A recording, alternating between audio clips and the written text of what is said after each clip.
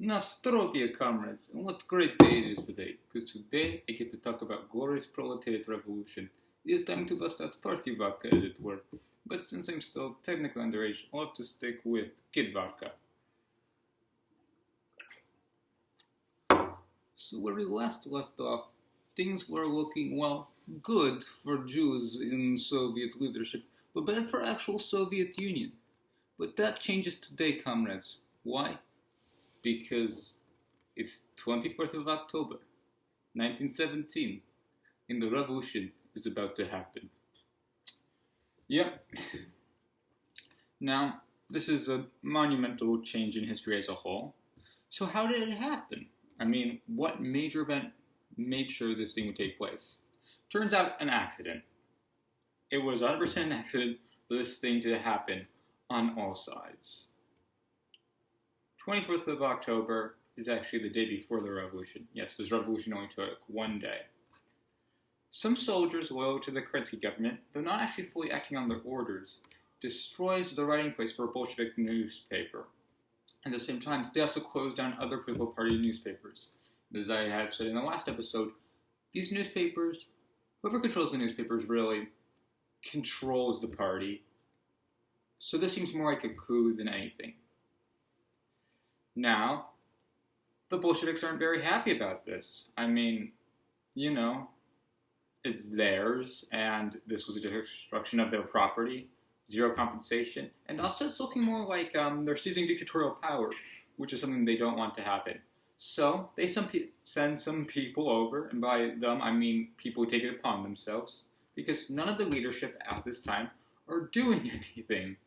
They aren't even fully aware it's happening. They send some people over and reclaim it. Now the government, they're okay with people having these newspapers or not. We actually don't know if these soldiers were acting independently or for the government. We can't prove it one way or the other. Though it is good to know Kerensky was actually consolidating power by removing his political opponents or political allies with too much power from their political offices. This is something you'll see later actually during the Soviet Union. Bad times are ahead of us, friend. But good times are right now, because the government raises all but one brigade, not battalion, which I might have accidentally said earlier, a brigade. This is what they did during the July days. But much has changed since the July days. Mostly, the Reds are now armed. They're sporadic skirmishing over bridges and roads, much like the July days. No one's actually getting hurt. But 5 p.m., something important happens. One of the telegraph centers is taken over by the Red Guard. Now, why is this important? Besides from the few troops stationed inside, the front on the Eastern Front is getting smaller and smaller, and they're starting to station soldiers just outside of the city, just in case. But they don't have a way to communicate them instantly, like a telegraph center, which is now in the hands of the Reds, so they're kind of out of luck. Late night, well, not late night, early morning, 25th of October. The Central Committee had earlier voted to support an armed revolution. This is a blanket statement, but actually supporting an active revolution, that's treasonous. If they get caught, they're dead. One of them steps up because, as we all know history, a revolution does happen in October, and on the 25th of October. Which of our Jews take control? Is it Lenin, Zinaev, Kamenev, Martov? Is it that Georgian boy whose name escapes me once again? No, it's Trotsky. He takes charge without the full authorization of them, and now this revolution has the backing of the Central Committee. Now, later on, Bolshevik destroyers come into the harbor. This is a game changer. Bolsheviks, up until now, there have been minor revolts amongst the military and the navy, but those are spread out. They are not in the main cities. The Bolsheviks have their power in the cities. But now, those revolts have come to the cities. 5 destroyers are into the harbor. That means you have 5 artillery, well, more than artillery. Naval guns are actually way stronger than even the best artillery at this time. Just aiming at anything they want. They're currently not being used, though. Mostly because the civilian casualties would be insane if they were fired. The Red Guards start capturing key installations for communication, other ways, and transportation. This forces Kerensky, the leader of the interim government, to actually flee in a foreign car, which I think is quite ironic. Where does he flee to? The Winter Palace. The Bolsheviks are ready to storm the Winter Palace, the symbol of the old way, the symbol of the Tsar, the symbol of their, domination under that. This is a bourgeois place. I mean, the peasants are starving. The Winter Palace has just windows that is worth more than they ever would make in their life. It is currently defended by 3,000 Cossacks, military cadets, including artillery cadets, and a female battalion. And here's where I want to explain something. The female battalions in the Russian Empire, which will be continued into the Soviet Union, are the first of their kind. They are actually military battalions for offensive and defensive, but most of all, fighting capacity. If I'm not mistaken, this won't be done in a long time. I mean, other groups have this. In fact, if you go back further even to the Roman times, one of the most famous revolts against Romans was by Boudica, a leader of the not English, but Proto-English, against them. But much has changed since then. Women don't fight. Until World War I. Is this the Russians being more progressive? In case of Bolsheviks, actually, yes. For the Tsar, I think it's more he was either desperate or just didn't care much about the old ways. I mean, he cared about securing his power, but the outdated traditions that hurt him, he might have been willing to get away from. Now, the Bolsheviks are more than willing to attack a bunch of people from far away on the other side of the bridge. They're not so willing to attack people, let's say, hiding in a palace. Yeah, that would be very costly, and up till now, it's bloodless. So they delay. They want to find artillery to take this without risking their own lives. Luckily, I'm not sure if the people on the destroyers knew this, or they were more getting tired of everything. So they fired a warning shot. The Aurora battle cruiser fires a warning shot. And, this freaks out a lot of the people defending the Winter Palace. And they run away. In the end, only, I'm pretty sure 140 people remain in the Winter Palace. Most of the female battalion. Actually, despite what some older people would say, women are actually very capable fighters, and actually more brave than their male counterparts during these days. And these 140, mostly female battalion, surrenders. This day is bloodless. The days to follow is waiting to be seen. The day after this, in Petrograd, St. Petersburg, Leningrad, a similar revolution happens in Moscow. This one takes a little bit longer to finish and is not bloodless. But let's go back to some of our main characters. Kamenev and Zinoviev. You might remember both of them voted against supporting an armed conflict. So they resign. I'm not sure if it's in protest or in, I'd say, a final political statement, but they do. Don't worry, they won't be gone for long, sadly.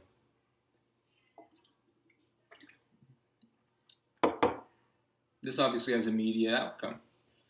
Let's talk about that.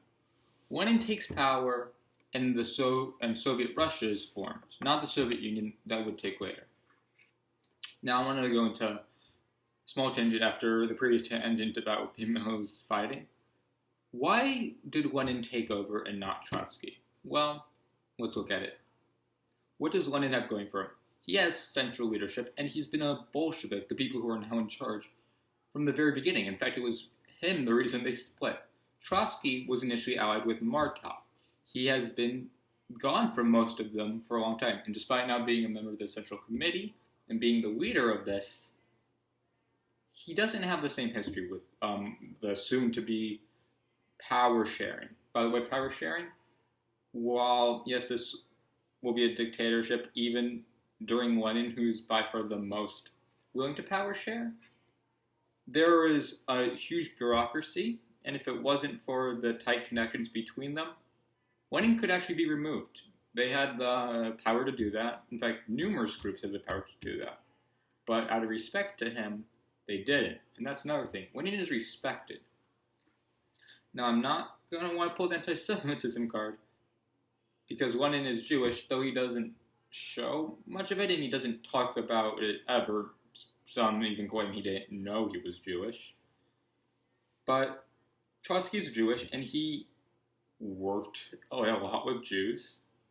And again, when I'm saying Jews, all of these Jews, they aren't practicing. They don't believe in it. They are atheists, as most Marxists are. They're Bundists, which actually do practice Judaism, like, I'd say on the side, in a more liberal manner. But he was working with Bundists. He was working with people that the new leadership doesn't think are, true Marxists. So Lenin takes power, but it is clear now, up until Kamenev and Zinoviev resigning, they have always been with Lenin. Well, besides that minor stupid stunt Kamenev tried to pull, they have been Lenin's right-hand man. Trotsky's now Lenin's right-hand man. So, this goes down to another thing. Trotsky doesn't believe in socialism in one state, which is coined by, I'm pretty sure that Georgian man? Yeah, I think so. So he's more than comfortable not being the leader of a single Soviet socialist state. He will instead take many different positions, allowing him to expand the revolution. And good on him. This star is both a symbol of working worldwide, but it kind of only applies to the Soviet Union up till now. He's working to make sure this star will be communist for many different countries. But when he's now in power, what does he say? First, the decree of peace. Now I will read from that right now. Invited all belligerents to open negotiations without delay for a just and democratic peace, a peace without annexations and enmities. Yeah, we'll see how that goes. And also the decree of land. Land proprietorship is abolished forthwith without any compensation. The landed estates, and also all crown, monastery, and church lands, all their livestock, implements, buildings, and everything pertaining thereto, shall be placed at the disposal of the Volsat Land Committee and those at Soviet peasant deputies pending the conviction of the Constituent Assembly. Well, let's go into something. What's the Constituent Assembly? This is going to be the new power-sharing group. There will be new elections without the Kerensky government to stop them, without any sort of censorship. Those are handed on November 12th, old system. I'm using old system for all of this. It is weeks, I'm pretty sure around 2 weeks behind the system we use, which is a new system. Yeah. So, you have the Constituent Assembly elections on the 12th of November. So let's talk about this for a little bit. The Bolsheviks come in second place, and the Social Revolutionary Party comes in first. Why is this important? Because the Social Revolutionary Party isn't a real party. Yeah. They are only functioning half the time. They're like free votes. But I Not sure how to fully explain this, but under like the new system, the party which the people vote for divvies up the votes, kind of like the Knesset, but not really because some of the things they vote. Yep, that's a huge tangent and would take 5 hours to get through because, as I said earlier, communists love their bureaucracy. Bolsheviks come in second, Social Revolutionary Party comes in first.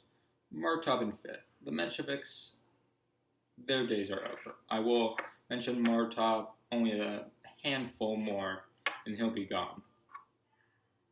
Yeah, the Bolsheviks aren't very happy about this for numerous reasons, which I will go into, and this is dissolved. Why? Why is this dissolved? A, Bolsheviks would have to share power, and while Martov is more than happy with this, despite the fact he wanted to come, either in first or second to share it with them, the Bolsheviks aren't happy sharing power. That's kind of why they split off from the Mensheviks.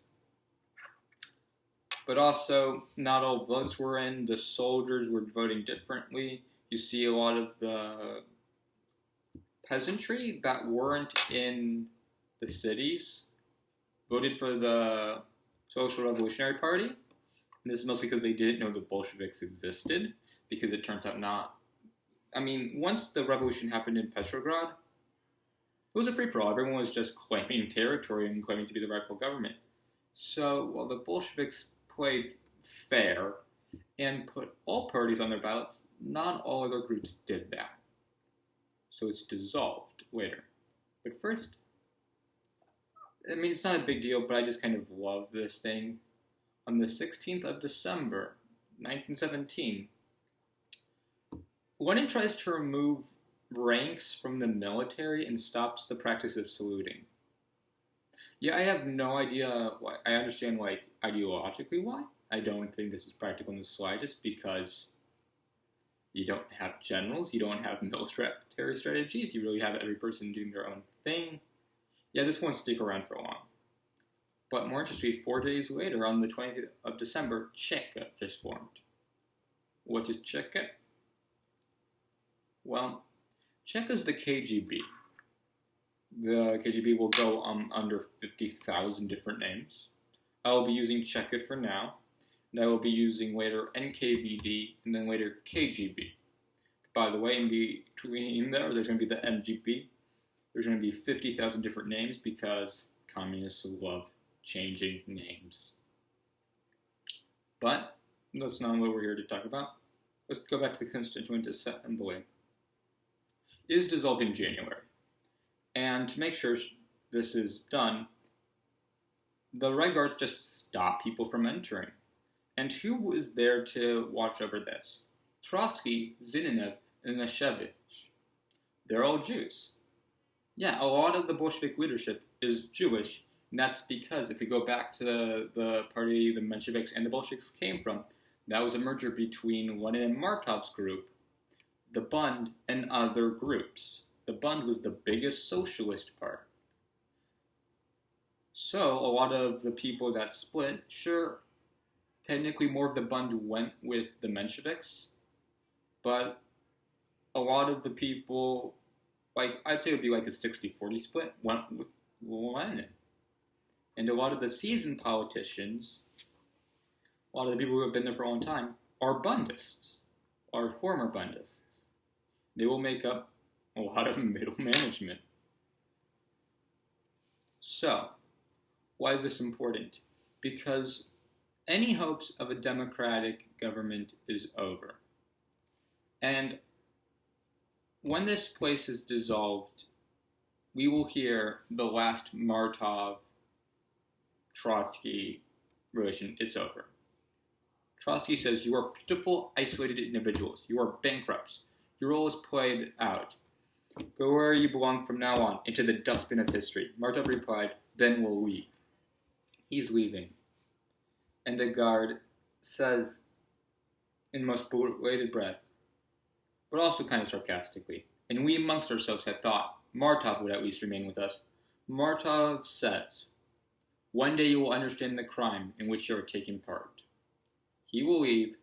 He will not hold any sort of power again. His party will be dissolved.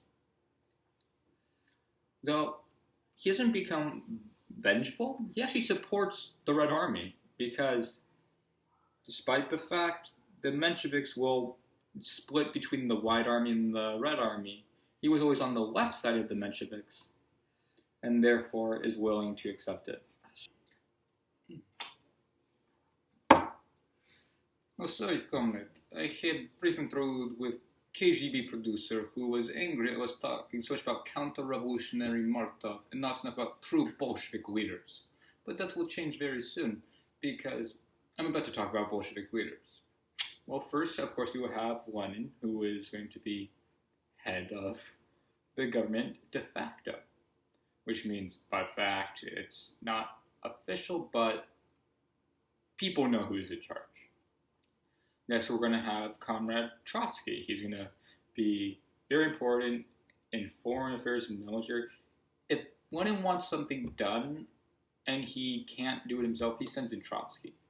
Next is Georgian Boy. Wait, what's this? I noticed from my producer. Georgian Boy equals... Oh no, comrades, I have made a terrible mistake. Stalin. Yep. Stalin is going to become a major military leader here. Next up would be Tukhachevsky. He is not a Jew, much like how Stalin's not a Jew, as in, none at all, despite what conspiracy theorists on the internet say. He is going to be above Stalin, technically, though Stalin won't always respect that, as we will see later in this episode. But if Lenin's in charge of government de facto, Trotsky is doing stuff just whenever needed. Stalin and Tukhachevsky are major military commanders. Who's running the government?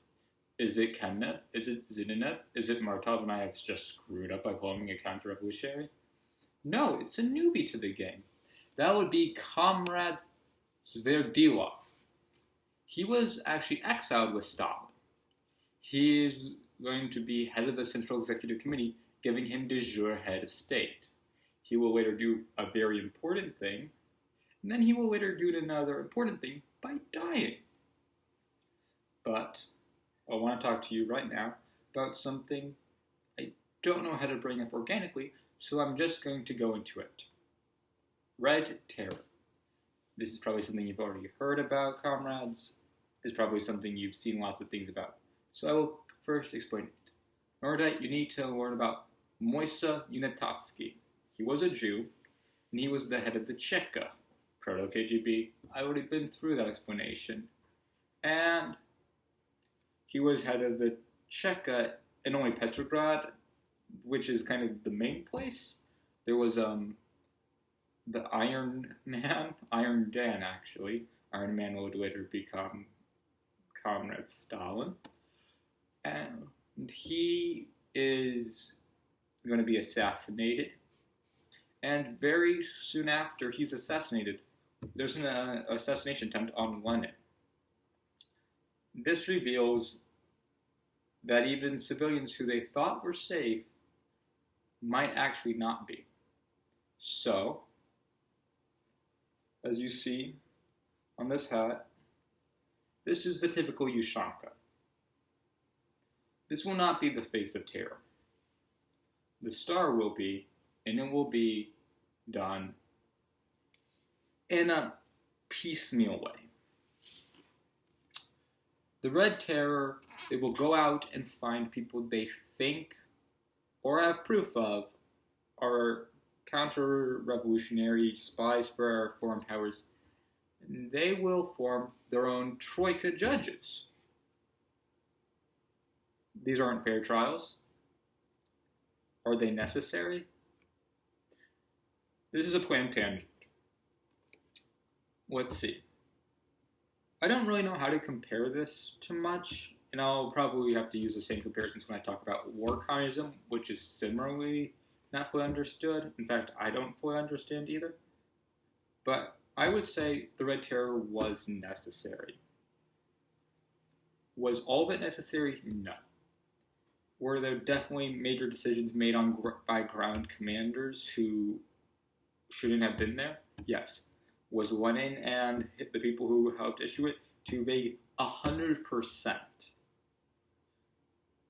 Was some sort of red terror even at the diminished size needed? Yeah. In order for the Soviets to win, in order for the whites to not win, in order for the war to end quicker, a red terror was needed. In fact, I'm not entirely sure if there was no red terror, the Soviets would have won. I'm actually not sure if the whites would have won. There were other major groups at the time, like Don Cossacks. But did the red terror save lives? Now I'll never know. No one will ever know. But to the best of my ability, I will say it did save more lives. Because, and here's an important thing to remember, the war will end, the Russian Civil War, and another war will end for the Russians, at least, very quickly. In fact, I will get to that, and yes, it's time to bust out party vodka, because things are going to get very, very important. Trotsky is People's Commissar of Military and Naval Affairs of the Soviet Union. But he's something even more. He will originate war communism. This is not actually party vodka time, but war communism, when it was officially established, will come after Reason I Have Party Vodka. But when it was in practice, is before time for party vodka. So let's go through war communism. Here's what it states. Nationalism of all industries and the introduction of strict centralized management. State control of foreign trade. Strict discipline for workers with strikes forbidden. Obligatory labor duty by non-working classes. Prodoskya. Requisition of agriculture surplus. Yeah, that one is kind of vague and not gonna end well, which is why I have sad vodka. Don't worry, sad vodka has no alcohol in it. That's why I call it sad vodka. The rationing of food and most commodities, and by most commodities we mean all commodities, with centralized distribution in urban centers. That's going to be important for a later terrible thing. Private enterprises are banned, and there will be military-style control of the railways. And by that they mean the military will control the railways.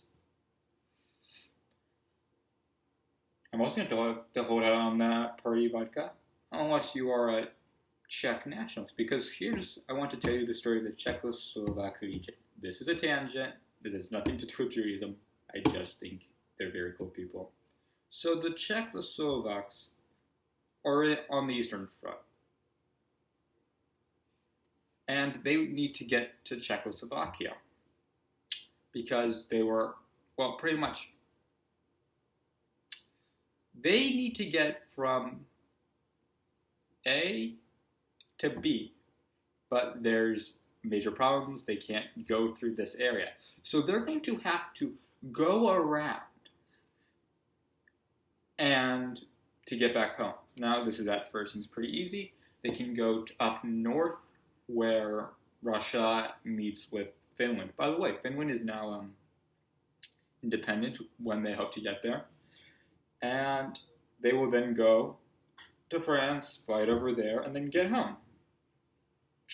So they start going north. Bam! They can't. They lose quite a bit of men. Not a lot of men. The Czechoslovak Legion is actually professional. They are really strong. And right now they're fighting against, well, I, as a glorious comrade of revolution, love the Red Guards. But they are not as strong as Czechoslovak Legion. So, the Czechoslovak Legion, they make a deal with them. They say, we can't really have a bunch of armed people going through our, territory. So if you just hand over your weapons, we'll be glad to transport you there. The Czechoslovak Legion is not buying it, so they take over one of the train stations and start traveling on their own. They start traveling, they meet major places. They're like, fine, you can keep some of your bigger weapons, but we're going to have to take some of the other ones away. this works, they actually get to go from in another point without much bloodshed, not zero bloodshed, just not a lot. They get to the white, they fight through a corridor for the whites to get there, and they were finally on the eastern side of Russia. They crossed through Siberia, they crossed through major conflict area, they're on the east, and they finally get to go home. Czechoslovak region is a legend, and Czechoslovakia is a legend actually for most people who care about this time period. But they're not the only foreigners in this thing.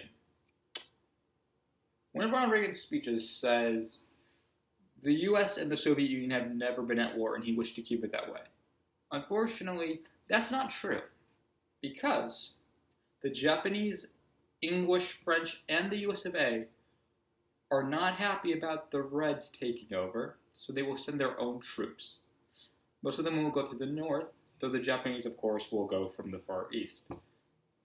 They see, I would say, minor success, except for Japan, who actually takes a lot of territory. Not that that's going to be very important. I mean, not until the 1930s and 40s, but, I mean, who really cares about that time period? It's not like anything big happened then. But they make minor successes, but the Reds stopped fighting. There's like 5 different fronts. You have Northwest, which is against the Allied intervention and some whites. Middle West, which is against a lot of the whites and also liberated countries.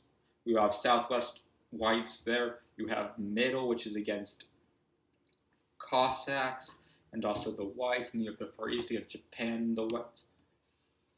Some of those fronts are dying down, and so the Reds can start sending more men, and they're sending more men to the north. And one of the white leaders who technically owns the territory which the Allies are, using, retreats.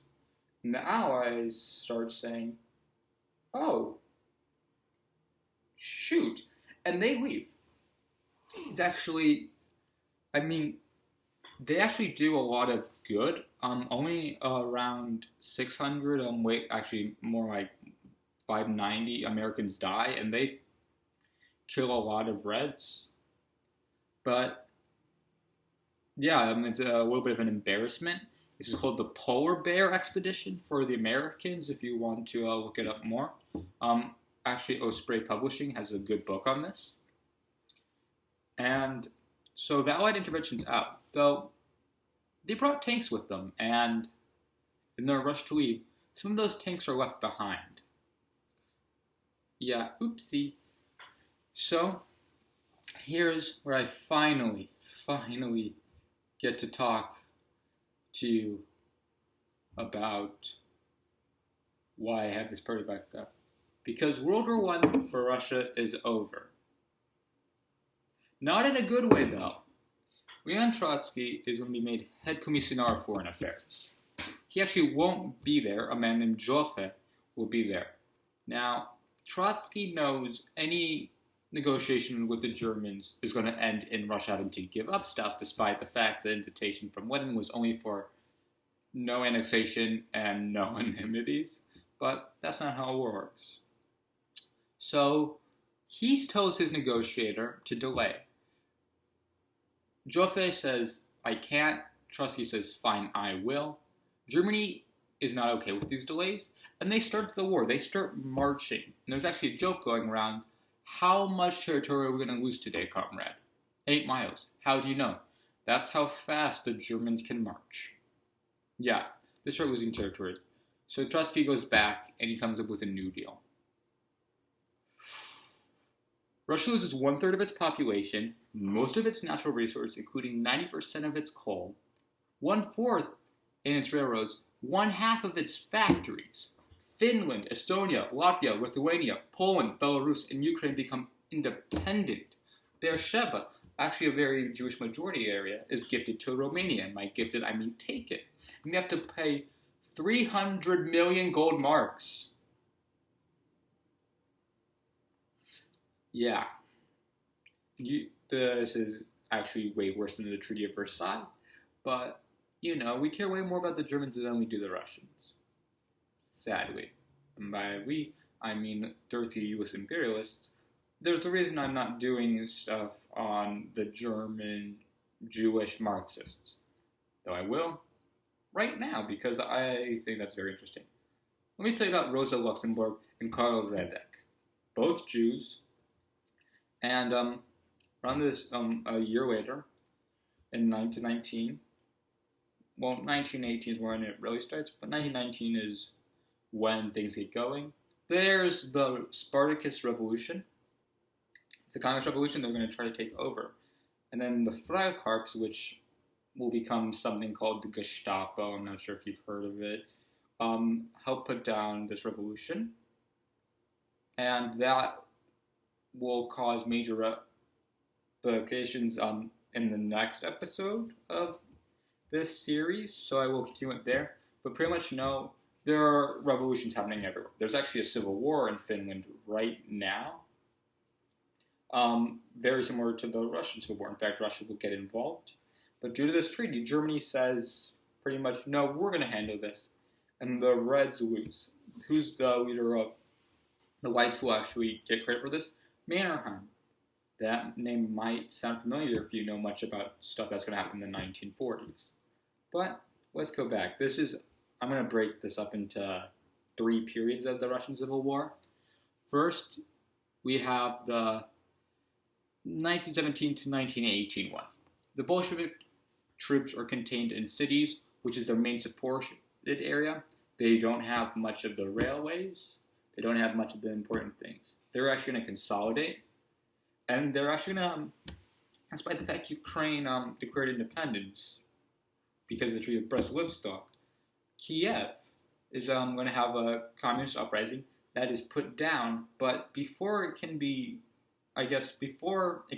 put down can be finished, before they can go after the leaders and, shoot a lot of the people, the Bolsheviks come in and capture Kiev. Now I know I'm going to be skipping over a lot of the battles, a lot of the minutiae, but since now that has to do with the Jews, or set up for the next episode, 1918 through 1919 is when you have the foreign intervention. It's when you have a lot of the stuff with the Czechoslovak region, though that would continue even later. Pretty much the Bolsheviks start spreading. Not a lot of this is due to actually Stalin. A lot of this is due to Tukhachevsky, Voroshilov, and other heroes of the Soviet Union who will be seeing less in the 1930s due to some purges. So that's awkward now, just insulting Stalin before that. But yes, Stalin will play up his role in this actually during party conferences and the Politburo. So pretty much think about it this way. One of the things that Trotsky he'll reintroduce ranks, but he will also reintroduce Party Commissioners, which pretty much are there to make sure these soldiers continue fighting for the Soviet Union and not just Russia. And by Soviet Union, I'm talking about Union of Soviet States before it's formalized, so that you have the Socialist Soviet Republic of Lithuania, or this, which are being fought with some Lithuanians, but mostly Soviet Russians. They're in an allied union, but not the official union yet. That will happen in 1922. I'll go more into that on the next episode, but Trotsky does that. But now seems like a good time to talk about Trotsky's introductions, and it's time for happy vodka time. But since I'm still underage, I'll have to stick with this.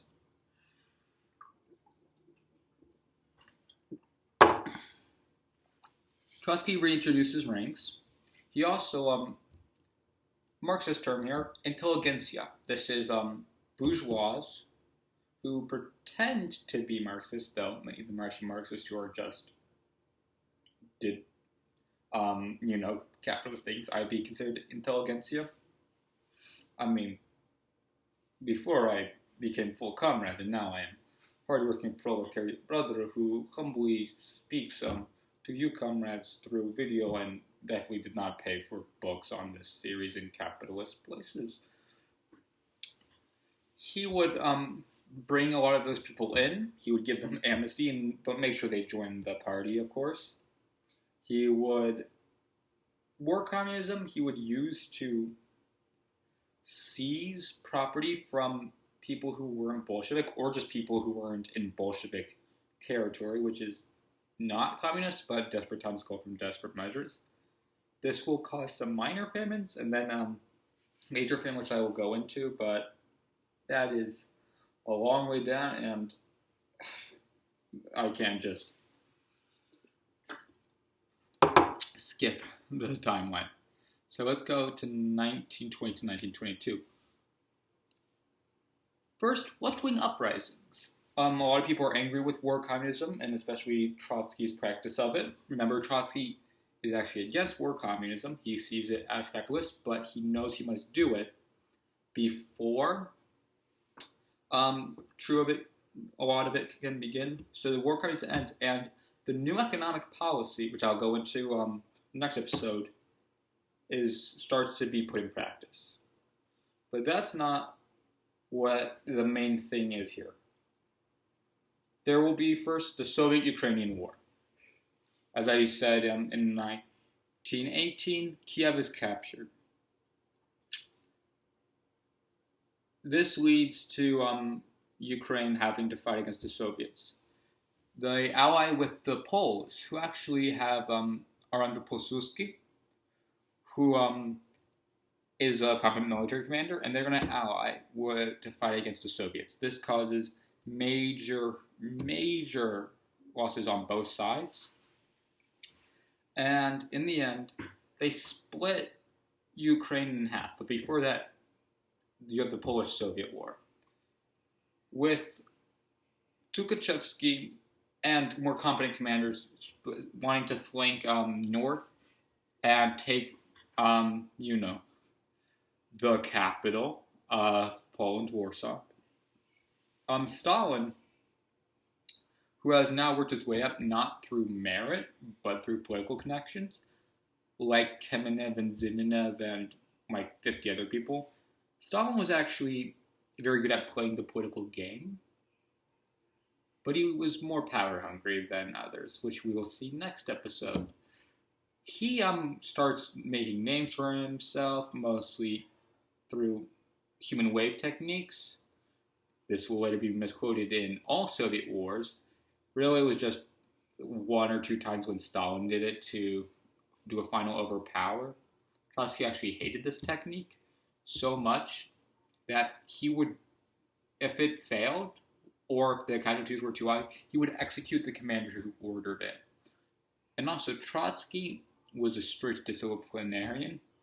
He decimated regiments who would retreat. Now, what's a decimation, you ask? Well, it was in Roman times. You would put everyone in groups of 10, and they would draw lots, or like straws, and whoever got the bad one would be beaten to death by his comrades. This would instill fear more to the commander than to the enemy. Now, he decimated groups not by having them beat to death, but every 10th man was shot. This is brutal. Could the war have been won without it? I don't know.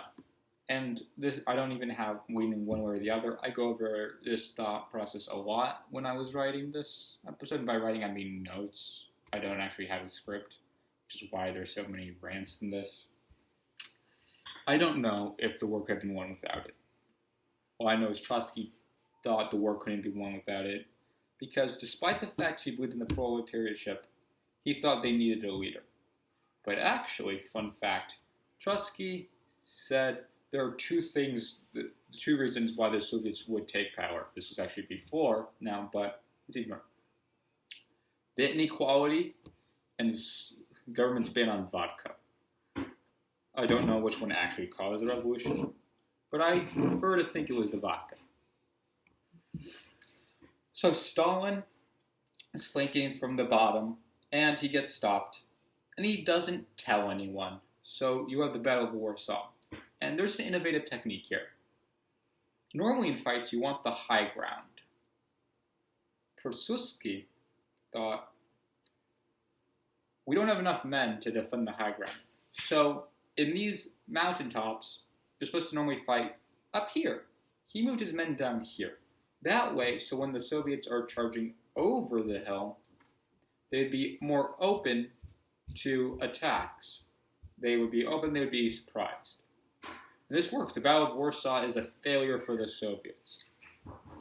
Stalin should get the blame for most of this, but it's covered up by the Soviet press because of how embarrassing it is. And also, fun fact, after this, there is a cavalry battle. And it will be the last battle in history where cavalry fights cavalry. So now, let me get into the last part of the Russian Civil War. The 1921 to 22 famine. This could be a whole episode on its own. Many people died. Anywhere from 1 million to 5 million. I've heard estimates up to 10 million. I don't know what those are based off of. And from what I understand, neither do the authors. Why? First, there was a recent war. A lot of people died, a lot of farmers died. And you don't have a lot of people to waste them. Also, a lot of fields were destroyed to make sure they wouldn't fall into the hands of the enemy. Lots of equipment was taking like tractors to be made into fighting vehicles. The trains were actually a major problem because they technically had enough food to feed everyone in the later stages of this, but problems with trains, they couldn't always get there on time. This is very, very sad and depressing. There was also slight mismanagement. I do not think that the Soviets were free from blame here. I don't think it's because of communism for numerous reasons. I don't think it was due to particularly Lenin, Trotsky, Kamenev, or Zinoviev. But that is what it is. It was partially due to Soviets, not mostly, partially. But now I want to talk about Baron von Steuben and what this means to the Jews. The White Army was very anti-Semitic. Not all of it. The White Army was not centralized. In fact, that's probably why they lost. You'll see this time and again. You'll see groups of three dominate, newspapers matter, and the constant battle between centralized and decentralized areas. The White Army was not centralized. They did not have like a clear one leader like how the Bolsheviks had Lenin or how the Red Army had Trotsky. So not all of their commanders were anti-Semites, but 100,000 Jews were killed in Ukraine alone during this time. Baron von Steuben, who I told you I was going to get back to, killed every Jew in his territory. He would actually become Khan, like Genghis Khan, and reinstitute that, and he would control massive territory in Mongolia for a time before dying, and he would kill all Jews in that territory. This is why most of the Jews joined up with the Red Army. In fact, I'd say all Jews joined up with the Red Army, or Black Army, which is anarchist. But they would later join up with the Red Army after the Black Army got into minor conflict with the Red Army. But as for now, comrades, dark days are ahead for us Jews. And remember, Stalin is always watching.